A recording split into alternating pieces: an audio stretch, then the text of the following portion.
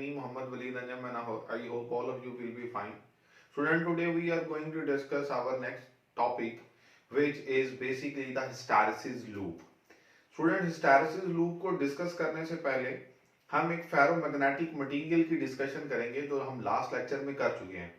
Ferromagnetic material जिसकी common example है हमारे पास आयरन। जब कभी भी हम किसी आयरन की बार को देखते हैं तो हम ये कहते हैं कि जो उसकी डोमेन्स होती हैं वो यूजुअली अनमैग्नेटाइज्ड होती हैं या हम कहते हैं रैंडमली ओरिएंटेड होती हैं। ठीक है जी। जब कभी भी हमने उन डोमेन्स को अलाइन करना होता है तो हम ये लास्ट लेक्चर में भी बात पढ़ चुके हैं कि हमें उसको किसी एक्सटर्नल मैग्नेटिक फील्ड में रखना पड़ता है, जिसके लिए हमने दो पॉइंट्स पढ़े थे, in the presence of external magnetic field and absence of the external magnetic field. जब हम किसी भी आयरन की या किसी फेरोमैग्नेटिक सब्सटेंस को किसी एक्सटर्नल मैग्नेटिक फील्ड के अंदर रखते हैं तो जो उसकी डोमेन्स हैं वो अपने आप को अलाइन करना शुरू कर देती हैं उसी मैग्नेटिक फील्ड की डायरेक्शन में। इसके लिए हमने ये पॉइंट भी पढ़ा था कि अगर हम ये काम करें कि हम उसी स्पेसिमन को, जो कि फेरोमैग्नेटिक मटेरियल का स्पेसिमन है, अगर हम किसी ऑल्टरनेटिंग करंट कैरिंग सोलिनॉइड के अंदर उसे रख दें तो भी हम ये कहते हैं कि करंट की वजह से वो जो domains of the ferromagnetic materials हैं वो मैग्नेटाइज और डीमैग्नेटाइज हम किस तरह से उनको करेंगे, ये सारा जो बिहेवियर है ये आज हम डिस्कस करेंगे। तो सबसे पहला पॉइंट ही जो हमारा ये है कि behaviour of the ferromagnetic material. तो हम ये कहते हैं कि फेरोमैग्नेटिक मटेरियल की एक बड़ी कॉमन एग्जांपल है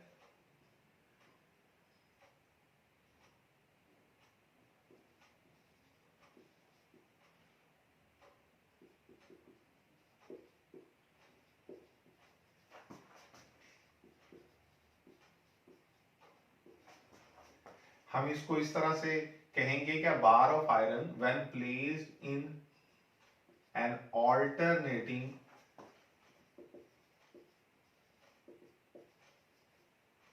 करंट कैरिंग सॉलिनॉइड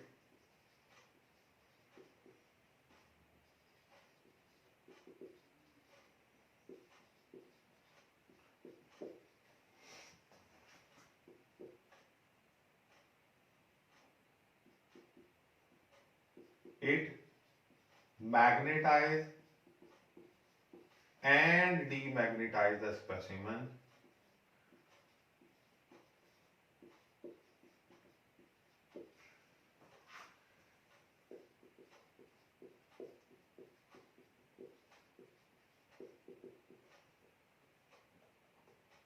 हम ये कहते हैं कि जब हम किसी भी आयरन के पीस को, जो हमारा एक स्पेसिमन है, जो बेसिकली एक फेरोमैग्नेटिक मटेरियल है, हम उसको किसी ऑल्टरनेटिंग करंट कैरिंग सॉलिनॉइड के अंदर रखते हैं तो चूंकि उसमें से जो करंट पास कर रहा है वो ऑल्टरनेटिंग करंट है तो वो मटेरियल हमारा मैग्नेटाइज होगा और डीमैग्नेटाइज होगा। किस तरह से, इस बात को समझने के लिए स्टूडेंट हम बात करते हैं ऑल्टरनेटिंग करंट की।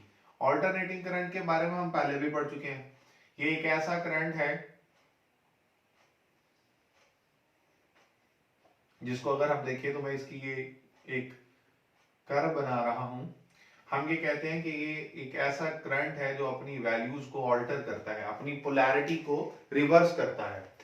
अगर हम यहां से देख सकते हैं कि हमारे पास जो करंट है वो जीरो से स्टार्ट हुआ और पॉजिटिवली इंक्रीज कर रहा है और पॉजिटिव पीक पर पहुंचेगा, फिर वो पॉजिटिव पीक से कम होना शुरू कर देगा लेकिन रहेगा पॉजिटिव ही, जीरो पर पहुंच जाएगा और फिर उसके बाद अपने साइकिल को रिवर्स जब करेगा तो नेगेटिव पीक की तरफ उसकी वैल्यूज बढ़ना शुरू हो जाएंगी। लिहाजा हम ये कहते हैं कि ये एक ऑल्टरनेटिंग करंट है। तो हम इस पॉइंट से दो बातें लिखेंगे। When current is at positive peak, it magnetize the specimen, जो कि बेसिकली स्पेसिमन किसका है, फेरोमैग्नेटिक मटेरियल का, इन वन डायरेक्शन। अब दूसरा पॉइंट बड़ा इंपॉर्टेंट है, when current is at negative peak,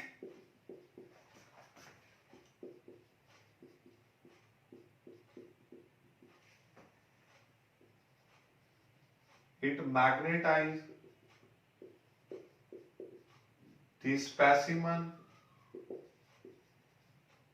in other direction। वो उसी मटेरियल को दूसरी डायरेक्शन में मैग्नेटाइज करना शुरू कर देगा।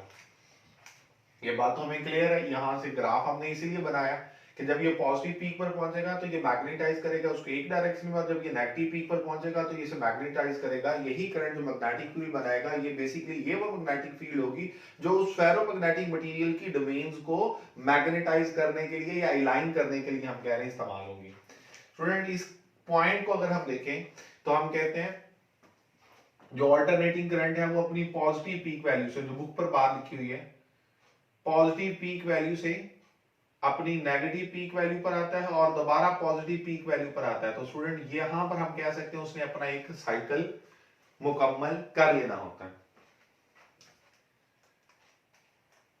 पॉजिटिव पीक वैल्यू से नेगेटिव पीक वैल्यू पर और नेगेटिव पीक वैल्यू से दोबारा पॉजिटिव पीक वैल्यू पर, और एक cycle from positive peak to negative peak and then back to positive peak, वो अपना एक साइकिल हम कहते हैं मुकम्मल कर देता है।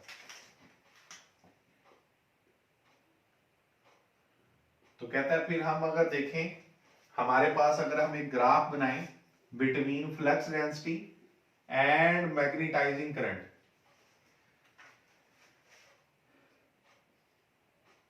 the graph between flux density and magnetization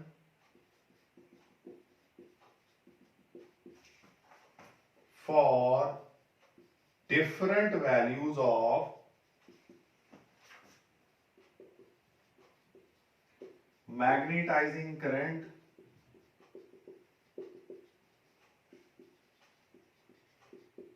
is displayed on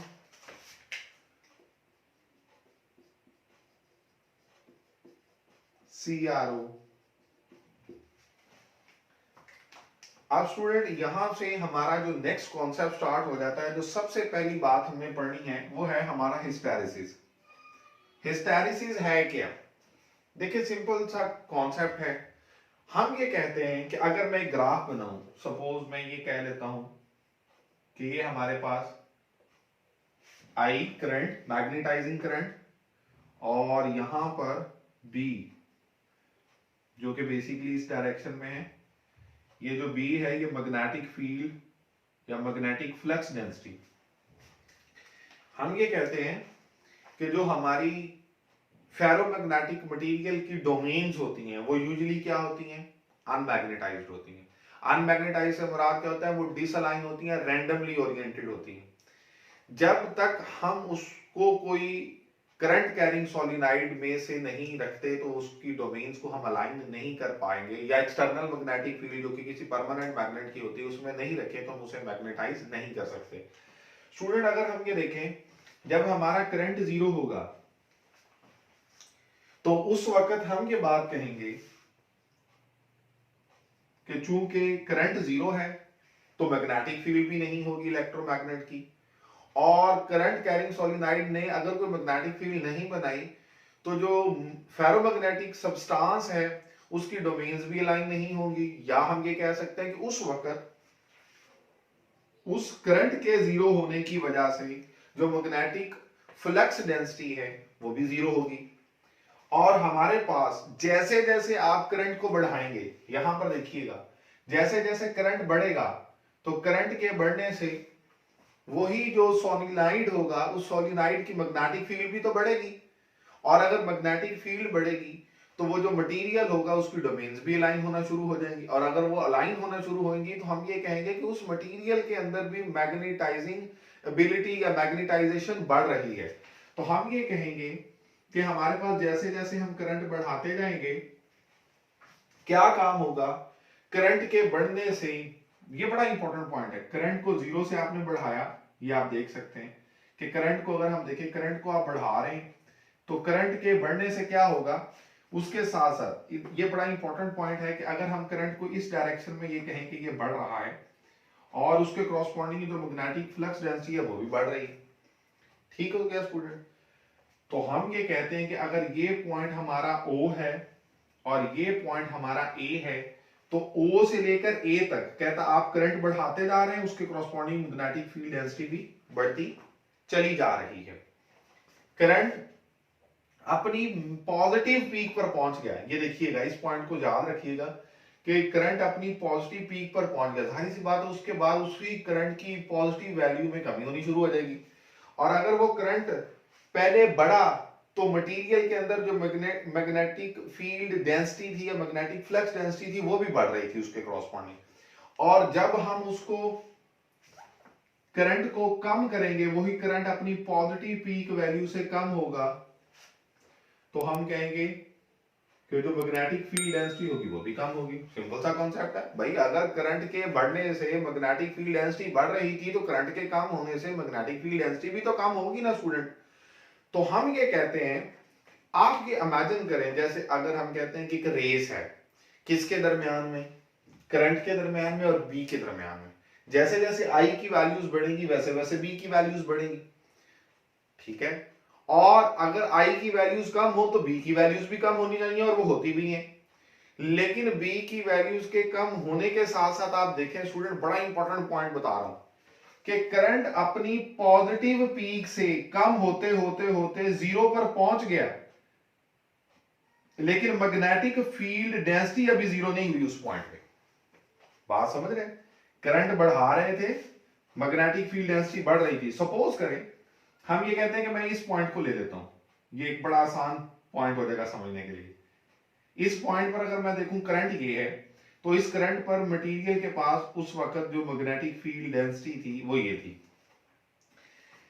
current बढ़ता गया, मैग्नेटिक फील्ड डेंसिटी भी बढ़ती गई, करंट अपनी पॉजिटिव पीक पर पहुंच गया, मैग्नेटिक फील्ड डेंसिटी भी अपनी मैक्सिमम पॉजिटिव जो उसकी वैल्यू है वहां तक है। हम उसके बाद क्या कहते हैं कि हमारा करंट अब कम होना शुरू हुआ, ठीक है। करंट जब कम होगा तो उसके क्रॉसपॉन्डिंग मैग्नेटिक फील्ड भी तो कम होगी। तो ये बड़ा इंपॉर्टेंट पॉइंट है, जब करंट यहां से देखिएगा, इस पॉइंट को मैं यहां पे ऐसे समझा रहा हूं ताकि बाद में इसको रेज भी कर सकूं, क्योंकि इसकी हमें जरूरत नहीं रहनी। करंट के बढ़ने से अगर मैग्नेटिक फील्ड डेंसिटी बढ़ रही थी तो वही करंट जब कम होगा, और उसी पॉइंट को अगर हम देखें तो मैग्नेटिक फील्ड डेंसिटी भी कम होनी थी, और हम अगर उसी पॉइंट को देखें तो हमारे पास उस वक्त जो मैग्नेटिक फील्ड डेंसिटी है उसी करंट पर, जिस करंट पर पहले मैग्नेटिक फील्ड डेंसिटी को हम देख रहे थे, उसी पॉइंट पर अब मैग्नेटिक फील्ड डेंसिटी पहले के मुकाबले में ज्यादा है। तो हम ये कहते हैं, इसका मतलब ये हुआ कि करंट जल्दी कम हो रहा है और मैग्नेटिक फील्ड डेंसिटी जो है ये स्लो है। समझ आई बात की, कि जितनी तेजी से करंट कम हो रहा है उतनी तेजी से मटेरियल के अंदर जो मैग्नेटिक फ्लक्स डेंसिटी है वो कम नहीं हो रही, और करंट पहले जीरो पर पहुंच जाता है। उसी रेस को देखिएगा, यानी कि इसकी रेस में करंट पहले जीरो पर पहुंच जाएगा, और बी अभी जीरो नहीं हुआ, बी इस पॉइंट पर है, और इस पॉइंट को स्टूडेंट आपकी बुक पर आर लिखा हुआ है। तो हम ये कहते हैं कि इस रेस में करंट पहले जीरो पर पहुंच गया, लेकिन बी की वैल्यू अभी जीरो नहीं हुई। तो इस केस में हम ये कहते हैं कि ये जो बी है, ये जो मैग्नेटिज्म है, ये lags behind the magnetizing current. मैं ये पॉइंट लिखने लगा हूं, आपको बड़ी आसानी से समझ आ जाएगी। Magnetism lags behind the magnetizing current. कि जो करंट मैग्नेटाइजेशन के लिए इस्तेमाल हो रहा था, ठीक है ना जी, वो पहले जीरो पर पहुंच जाता है और मैग्नेटिक फील्ड डेंसिटी अभी जीरो नहीं हुई। This phenomena, this is called hysteresis. इस चीज को हम क्या नाम देते हैं? हिस्टैरिसीस का नाम देते हैं। स्टूडेंट वो ये कहता है कि जो पोर्शन इस कर्व का हमारा ओ से लेकर ए तक का है वो पॉजिटिव, ये मैं इस पॉइंट को याद रखने के लिए इसे ओ कह देता हूं, इसे ए कह देता हूं ताकि याद रहे। ओ से लेकर ए तक करंट बढ़ रहा था तो मैग्नेटिक फील्ड डेंसिटी बढ़ रही थी। ए से लेकर इस पॉइंट को हम नाम दे देते हैं आर। अब ये बड़ा इंपॉर्टेंट पॉइंट है। ए से लेकर आर तक हमारा करंट कम हो रहा है लेकिन मैग्नेटिक फील्ड डेंसिटी अभी जीरो नहीं हुई, यानी कि मैग्नेटिज्म लैग कर गया। उसके बाद स्टूडेंट वो क्या कहता है? वो ये कहता है the value of the magnetic flux density, बड़ा इंपॉर्टेंट पॉइंट है ये।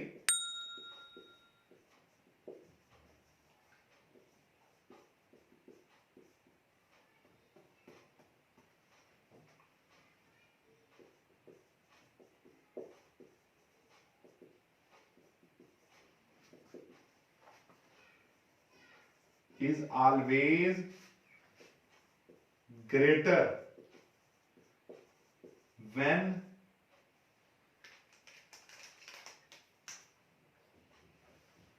current is decreasing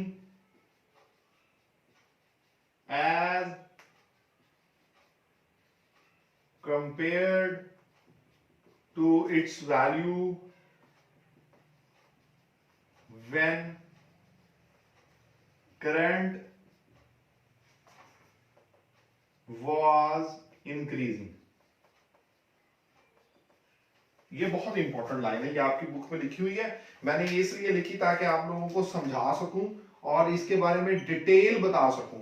स्टूडेंट ये बहुत इंपॉर्टेंट टॉपिक है, लिहाजा हम ये देखते हैं कि ये थोड़ा टेक्निकल भी है। हम यहां पर ये बात लिख रहे हैं कि the value of the magnetic flux density is always greater.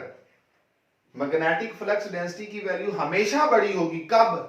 जब करंट कम हो रहा होगा।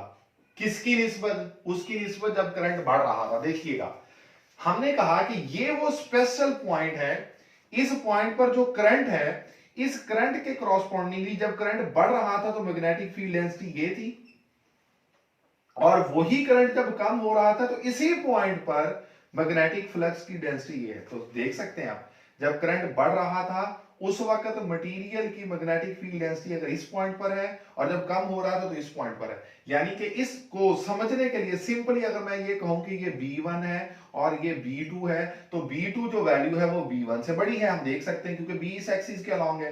B2 की वैल्यू बड़ी है तो B2 की वैल्यू कब है? जब करंट कम हो रहा था। और B1 की वैल्यू कब है? जब करंट बढ़ रहा था। तो इसलिए वो कहता है magnetic the value of the magnetic flux density is always greater when current is decreasing as compared to its value when current is decreasing। अब आपकी बुक में उसने ये बताया भी है कि O से लेकर A तक जो पोर्शन है ये वो है जब मटेरियल हम कहते हैं मैग्नेटाइज हो रहा होता है और करंट बढ़ रहा होता है, और A से लेकर R तक का वो पोर्शन है जब करंट कम हो रहा होता है और मटेरियल की जो मैग्नेटाइजेशन है वो भी कम हो रही होती है। यानी कि हो ये रहा है बेसिकली, पहले करंट अगर एक डायरेक्शन में बढ़ रहा है तो करंट के बढ़ने से डोमेन एक साइड पर अलाइन होने की कोशिश करती हैं, और वही करंट जब अपनी वैल्यू को, रहता तो पॉजिटिव है, कम करता है तो वही मैग्नेटिक फील्ड स्ट्रेंथ जो होगी या मैग्नेटिक फ्लक्स की डेंसिटी होगी वो कम होना शुरू हो जाएगी। ठीक हो गया स्टूडेंट? अब यहां पर नेक्स्ट हमारा जो पॉइंट है वो है जी सैचुरेशन। स्टूडेंट सैचुरेशन क्या है? हम ये कहते हैं कि हमारे पास हर चीज की एक एबिलिटी है जहां तक वो कोई काम कर सकती है। फॉर एग्जांपल मैं एक जनरल एग्जांपल देता हूं कि कभी अगर हम दोस्तों के साथ पिज्जा खाने जाएं, suppose it is just for the sake of the fun, हम ये कहते हैं कि हमारी कोशिश होती है, अगर 3 दोस्त बैठे हैं तो वो पिज्जा जब खा रहे हैं तो हर एक की कोशिश होती है कि शुरू में जो हम पिज्जा खाएं उसके जो स्लाइस होंगे वो हम जल्दी थोड़ा खा रहे होते हैं, रीजन बीइंग कि हमें वो भूख लगी होती है ना, तो हम उसको जल्दी इस्तेमाल कर रहे होते हैं और वो हमें टेस्टी भी लगा होता है इसलिए। लेकिन जब हम कहते हैं कि हमारा भूख कम का लेवल कम होना शुरू हो जाता है क्योंकि हम अब उस पिज्जा को खाते जा रहे थे, तो हमारे भूख के लेवल के कम होने से हमारी उसकी जो तलब है वो भी कम हो जाती है। अब आपके सामने अगर आपको ये मैं कहूं कि आपके सामने एक मजीद पिज्जा रख दिया जाए और आपने कोई भूख नहीं है और आपने मुकम्मल तौर पर जो पहला पिज्जा था उससे आपका जो भूख का लेवल था जो वो खत्म हो चुका है, अब आपको मजीद भूख नहीं है, तो आपको तलब नहीं होगी कि न्यू पिज्जा खाएं। बिल्कुल वैसे ही जब करंट बढ़ रहा होता है तो मैग्नेटिक फील्ड डेंसिटी बढ़ रही होती है, और अगर आप ये कहें ना कि आप करंट को और बढ़ा दें तो करंट के बढ़ने से उसी मटेरियल की मैग्नेटिक फील्ड डेंसिटी में इजाफा हो तो सकता है लेकिन कंपैरेटिवली बहुत कम होगा। तो हम ये कहते हैं कि एक पॉइंट ऐसा होता है जहां पर जो मटेरियल होता है वो अपनी सैचुरेशन को पहुंच जाता है, वो मैक्सिमम वैल्यू जो उसकी मैग्नेटिक फ्लक्स डेंसिटी की जो उसके अंदर अपीयर हो सकती थी वो हो चुकी है। तो हम उस पॉइंट को क्या नाम देते हैं, सैचुरेशन का नाम दे देते हैं। देखिएगा हम इस पॉइंट को इस तरह से लिखेंगे, the magnetic flux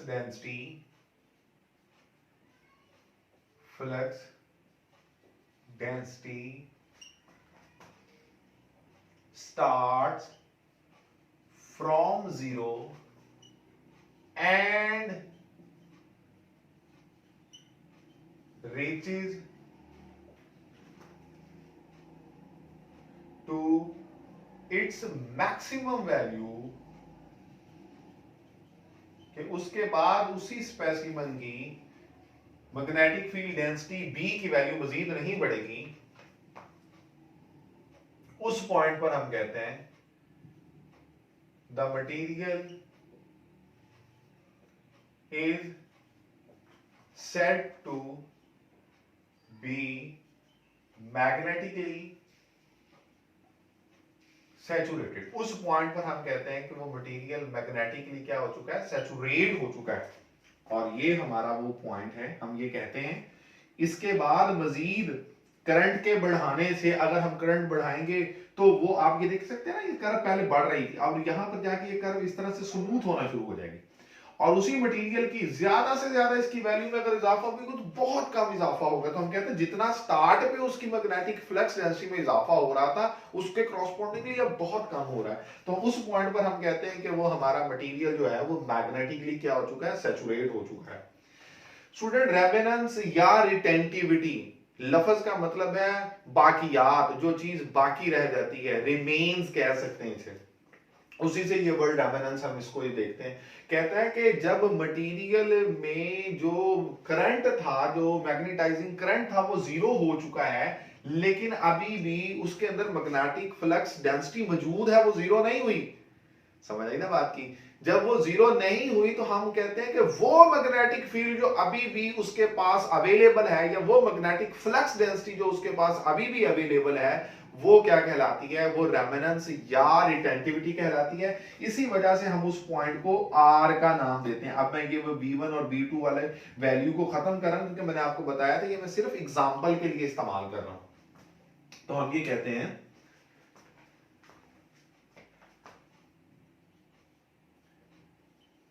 the value of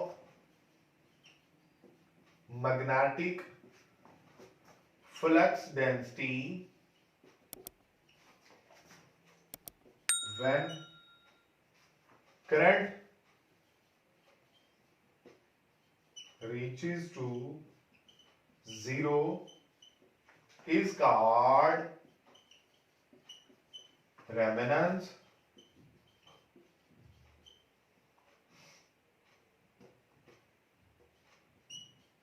और रिटेंटिविटी, कि ये वो वैल्यू है जो उसने अभी रिटेन की हुई है, और इसको हम कहते हैं it is represented by point R on the graph. अब स्टूडेंट, मटेरियल के पास अभी भी मैग्नेटिक फ्लक्स डेंसिटी है, करंट जीरो हो चुका है, तो हम ये कहते हैं फिर उसके बाद क्या होता है, वही करंट जीरो के बाद नेगेटिव साइकिल में हम ये कहते हैं उसकी वैल्यूज नेगेटिवली बढ़ना शुरू हो जाती है, -1 -2 -3 -4, वो जो कोई भी वैल्यूज हो, हम सिर्फ एग्जांपल के लिए इस बात को इस्तेमाल कर रहे हैं कहता स्टूडेंट जब हमारे पास वही जो मटेरियल होगा, हम करंट को अब जीरो के बाद नेगेटिव साइकिल में वही करंट, यानी कि वही करंट नेगेटिव होना शुरू हो जाएगा, वही जो डोमेन होंगी उसकी दूसरी डायरेक्शन में अलाइन होना शुरू हो जाएंगी, जो कि पहली डायरेक्शन से एक तरह का ऑपोजिट होगा।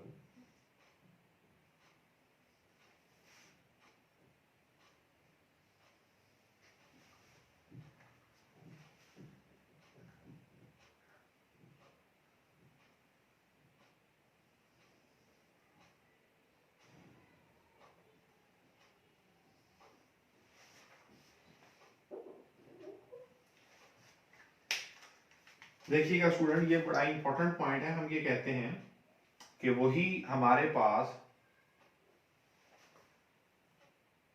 करंट जो पहले पॉजिटिव साइकिल में उसकी वैल्यूज बढ़ रही थी, अब वही करंट जीरो से नेगेटिव साइकिल में उसकी वैल्यूज बढ़ना शुरू हो जाएंगी।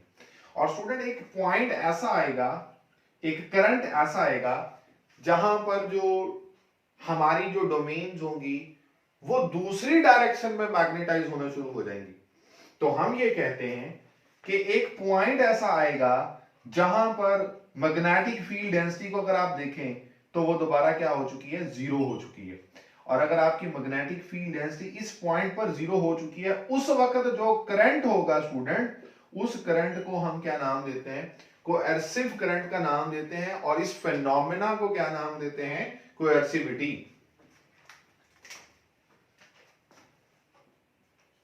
The value of current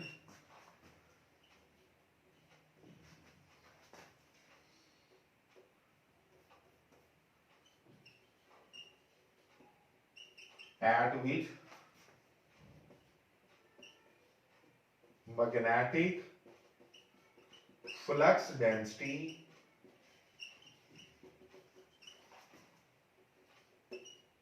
becomes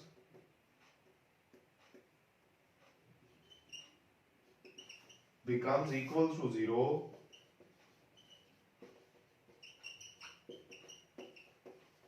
is called coercive current.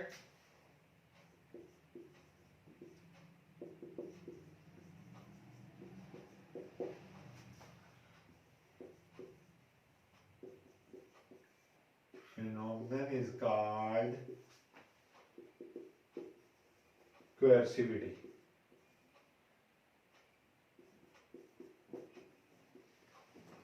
हम ये कहते हैं कि वही हमारे पास जो करंट होगा जब कम हो रहा होगा, तो एक पॉइंट ऐसा आएगा जहां पर मैग्नेटिक फील्ड हमारे पास डेंसिटी या मैग्नेटिक फ्लक्स डेंसिटी जीरो हो जाएगी। हम उस पॉइंट को सी से रिप्रेजेंट करेंगे। ये वो पॉइंट है जहां पर आप देख सकते हैं कि मैग्नेटिक फील्ड डेंसिटी हमारी जीरो हो चुकी है। अब स्टूडेंट यहां पर वो बड़ी एक इंपॉर्टेंट बात बताता है। वो ये कहता है कि हमारे पास जब एक दफा मटेरियल मैग्नेटाइज हो जाता है तो जो उसकी कर्व होती है वो कभी भी ओरिजिन से पास नहीं करती। ये पॉइंट आपकी बुक पर लिखा हुआ है। और इसके बाद कहता है इसीलिए वो जो पॉइंट है वो यहां पर है। तो हम ये कहते हैं कि अब यहां जो करंट है वो अभी अपनी नेगेटिव पीक पर नहीं पहुंचा, वो जीरो से कम हो रहा है। सपोज मैं ये कहता हूं कि ये वो कोई वैल्यू है, सिर्फ समझाने के लिए कि ये वो वैल्यू है जहां पर हम ये कहते हैं कि मटेरियल की जो मैग्नेटिक फ्लक्स डेंसिटी है वो जीरो हो चुकी। अब करंट अभी भी नेगेटिव डायरेक्शन में बढ़ रहा है और उस करंट के बढ़ने की वजह से आप देख सकते हैं, ये देखें करंट अभी भी बढ़ रहा है, उस पॉइंट के बाद भी बढ़ रहा है। और करंट के बढ़ने से उस मटेरियल की जो मैग्नेटिक फील्ड डेंसिटी देखिए पहले ये जीरो से ऊपर की तरफ बढ़ रही थी, फिर ये अपनी मैक्सिमम से कम हुई है। अब यही वैल्यू जीरो से दूसरी डायरेक्शन में हम कहते हैं करंट के बढ़ने से अगेन वही प्रोसेस हमारा स्टार्ट हो गया। जैसे यहां पर करंट के बढ़ने से मैग्नेटिक फ्लक्स डेंसिटी बढ़ी थी, अब इस पॉइंट के बाद वही पॉइंट दोबारा आ गया कि हमारे पास उस करंट कोएर्सिव करंट के बाद मजीद करंट के बढ़ने से जो मटेरियल होगा वो मैग्नेटाइज होना शुरू हो जाएगा, लेकिन उसकी डायरेक्शन हम कहते हैं ऑपोजिट हो जाएगी। और फिर एक पॉइंट आएगा जिस पॉइंट पर हम ये कहेंगे, मैं इस कर्व को इस तरह से ड्रॉ कर देता हूं पहले ताकि हमें कंफ्यूजन खत्म हो जाए और बाद में हम उसको डिस्कस कर लें। अब ये देखिएगा, हम ये कहते हैं कि ये वो हमारे पास पॉइंट है, ये सपोज जहां पे करंट अपनी नेगेटिव पीक पर पहुंच गया, और उसके बाद वही करंट नेगेटिव पीक से दोबारा जीरो की तरफ जाएगा।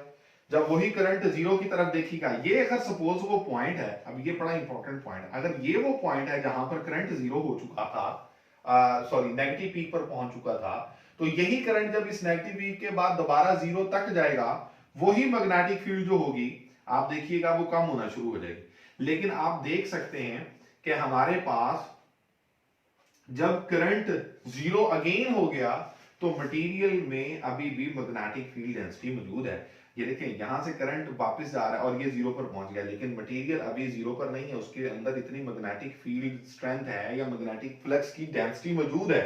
तो लिहाजा हम ये कहते हैं कि हमारे पास इसके बाद, इस पॉइंट के बाद फिर ये जीरो से पॉजिटिव पीक पर जाएगा, और जब ये करंट जीरो से इधर देखिए, अब इस पॉइंट पर, अब इसके देखिए ना, इस पॉइंट पर, इस पॉइंट पर करंट जीरो है, मैग्नेटिक फील्ड डेंसिटी जीरो नहीं है, फिर करंट बढ़ेगा, मैग्नेटिक फील्ड डेंसिटी बढ़ेगी, और फिर एक पॉइंट आएगा जहां पर जो होगा हमारे पास magnetic field density again zero हो जाएगी, और ये हम कहते हैं एक लूप बन जाएगा। और इस लूप को स्टूडेंट फिर हम क्या नाम देते हैं, हिस्टैरिसीस लूप का नाम देते हैं। जी स्टूडेंट, अब हमारी वही बात जो मैं पहले कर चुका हूं कि जब एक दफा मटेरियल हमारा मैग्नेटाइज हो जाता है, तो उसकी जो कर्व है वो कभी भी हम ये कहते हैं कि ओरिजिन में से पास नहीं करती, बल्कि हम ये कहते हैं वो एक लूप बना लेती है। और वो हमारी इस कर्व को अगर हम देखें, जो हमारे जो पॉइंट्स हैं वो ए सी डी सी प्राइम ए बन जाता है। तो इसके लिए मैंने पॉइंट यहाँ पर लिख भी दिया है कि once the material is magnetized, its magnetization curve never passes through region, instead it form a close loop A C D C prime A called hysteresis loop. और ये वो पॉइंट हमारी उस कर्व पर मेंशन हुए हैं। स्टूडेंट, इसी के बाद हम कहते हैं कि किसी भी लूप का जो एरिया है, देखिए ना, हमने ये तो कह दिया कि उसका एक एरिया बनेगा, जो हमने कर्व देखी थी, उस लूप का एरिया हमें क्या बताता है, कहता है किसी भी लूप का एरिया हमें ये बताता है कि उसे मैग्नेटाइज करने के लिए या डीमैग्नेटाइज करने के लिए हमें कितनी एनर्जी रिक्वायर्ड है। तो ये देख लें, area of the loop is measure of energy needed to magnetize and demagnetize each cycle. और वो एनर्जी हम ये कहते हैं किस लिए इस्तेमाल की जाती है, this energy is used to overcome the internal friction of the domains. और ये डोमेन्स की इंटरनल फ्रिक्शन को ओवरकम करने के लिए इस्तेमाल की जाती है। और हम ये कहते हैं कि this work like all other works against friction, और ये उन तमाम वर्क्स की तरह जो हम फ्रिक्शन के अगेंस्ट करते हैं, is dissipated in the form of heat, और वो हीट की फॉर्म में डेसिपेट हो जाता है। और इस लॉस को स्टूडेंट हम क्या नाम देते हैं, हिस्टैरिसीस लॉस का नाम दे देते हैं। ठीक हो गया। ये हमारा ये बड़ा इंपॉर्टेंट पॉइंट है कि ये चूंकि internal friction of the domains के अगेंस्ट चूंकि ये इस्तेमाल हो रही होती है ये एनर्जी, इसलिए हम कहते हैं ये डेसिपेट हो जाती है in the form of the heat. अब स्टूडेंट, हमारे पास दो तरह के मटेरियल्स है, ये हम लास्ट लेक्चर में भी बात पढ़ चुके हैं, हार्ड फेरोमैग्नेटिक मटेरियल्स और soft ferromagnetic material. Hard materials वो होते हैं जिनकी डोमेन्स को अलाइन करने के लिए भी ज्यादा मैग्नेटाइजेशन की या मैग्नेटाइजिंग करंट की जरूरत होती है, और उनकी डीमैग्नेटाइजेशन के लिए भी ज्यादा कोएर्सिव करंट की जरूरत होती है। जबकि इसके मुकाबले में जो सॉफ्ट आयरन, जैसे हम आयरन हमारी एग्जांपल थी, सॉफ्ट फेरोमैग्नेटिक मटेरियल्स हैं, वो इजीली उनकी डोमेन्स अलाइन भी हो जाती हैं और डिसअलाइन भी हो जाती हैं, यानी कि मैग्नेटाइज भी हो जाती हैं और डीमैग्नेटाइज भी हो जाती हैं।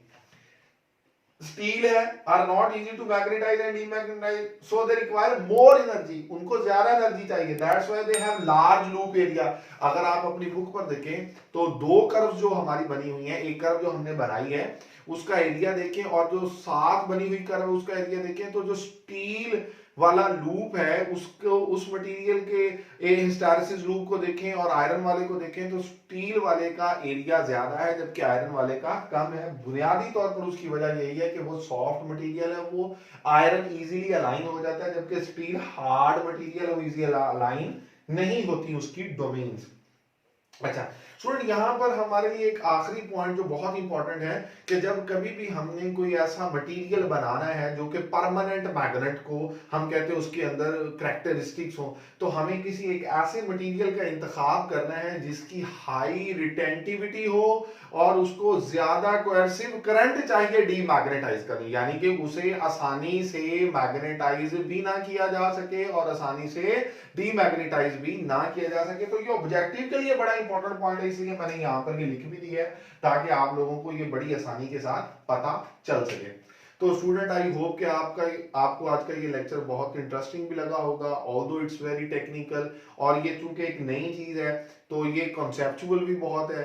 तो आई होप कि आपको सही तरह से समझ आ चुकी होगी। Please don't forget to like and subscribe my channel and take good care of yourself. अल्लाह हाफिज।